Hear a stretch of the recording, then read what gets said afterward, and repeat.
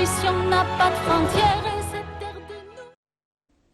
As we have mentioned that the Ministry of Petroleum and Mineral Resources discussed with the chairman of South Africa's largest mining company the investment opportunities available in mining and gold exploration in light of the company's desire to invest in Egypt. To shed more light on that topic, we are very much delighted to be joined over the phone by Dr. Youssef Mazhar, former assistant to the Minister of Industry. Good afternoon to you, Dr. Youssef. Good afternoon to you. Happy Ramadan. Happy Ramadan to you, sir. Dr. Mazhar, how would you describe the new investments in the mining and gold exploration field in Egypt? Yes. Well, let me say the following. First of all, we have been associated of talking about industry and forgetting about mining. Yeah. For some reason, it's sort of the jargon goes industry and Africa, etc., etc. But of course, we must not forget that the mining potential of Egypt is vast. So I'm glad that you are bringing up this subject. So according to your questions, I'll try and shed as much light as possible on the mining aspect of a very important area of Egyptian potential. How do you see, Dr. Mazhar, the reasons here for the South African company's readiness to invest in Egypt in the mining and gold exploration fields? Yes, okay. Let us start by the following. When we talk about Egypt, don't forget that for a long time we have not talked about Sinai. And Sinai, by area, is a very big area, also very rich in minerals, and also not well, let's say, optimized, or not well, for the different reasons, maybe reasons, the historical, lately, political maybe also, but Sinai by itself, with its large area, is a minefield of itself, not a minefield but explosive, but fields of mining. And there are, let's say, minerals that are characteristic of Egypt. They get very good prices on the international market, and not only that, but their quality and their specifications is very high and competitive. So we have many things which have been running for years and years, which are taken for granted that they are exported every year to importers who know that we have certain minerals, certain sands that are exported and they get a very good price. And many countries are relying on this mining, let's call it mining output, to use the mining to further the, let's say, the amount of work to be done on it to produce another very important part. Yes. Let's say product. Yes. It's a very interesting area, but it has not taken its the correct, let's say, exposure that we are very much exporters of minerals and very good quality minerals. Yes. Sir, how would you describe here the importance of the intra-African investments? Well, you see, don't forget in the mining industry, or the product of the mining industry was controlled for many years from Europe, because it's not let's say product. It's not just sands or let's say powders or anything like this, but also it has behind it a very large system of let's say prices that vibrate with the demand and supply.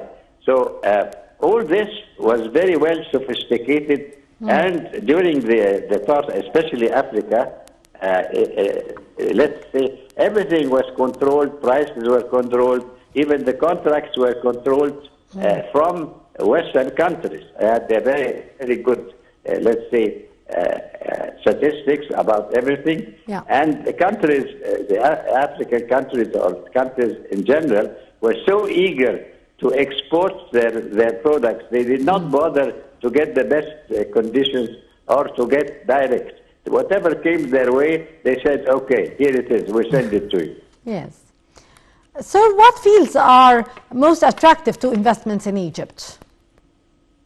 Excuse me, I didn't get the question again. Yes. What fields are most attractive for investments in Egypt?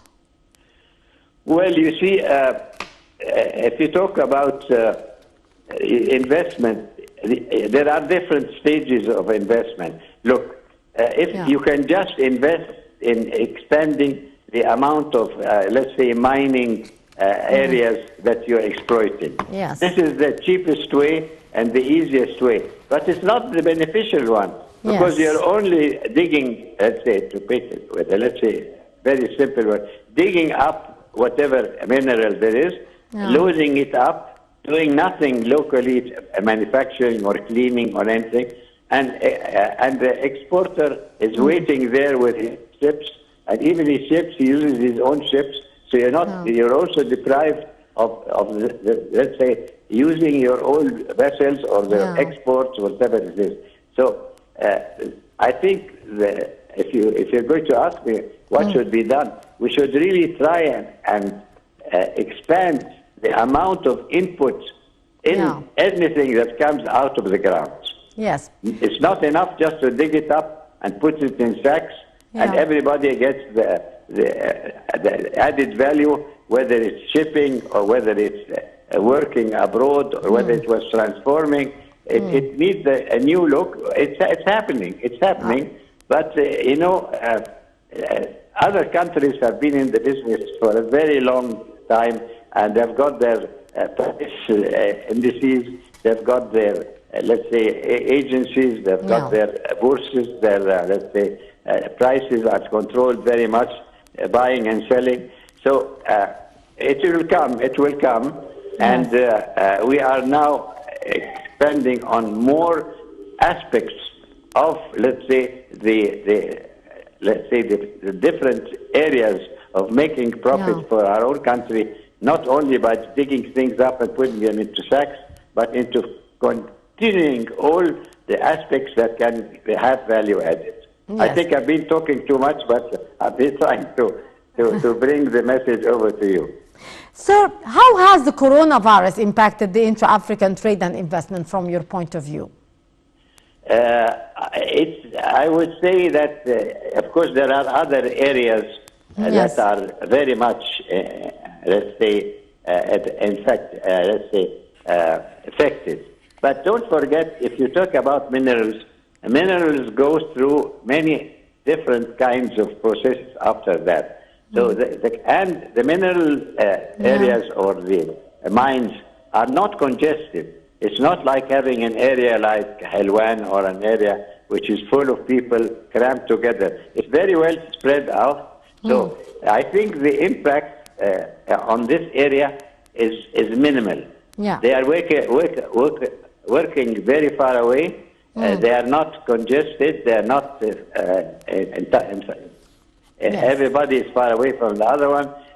Maybe international markets will affect a lot, but in our ability to produce what we want in this area, I think we've got a terrific advantage. We've got areas from everything and then everything. We've got areas that have got transportation. We're not congested as other areas where everything is happening within a couple of square meters, which are very badly affected by any epidemic.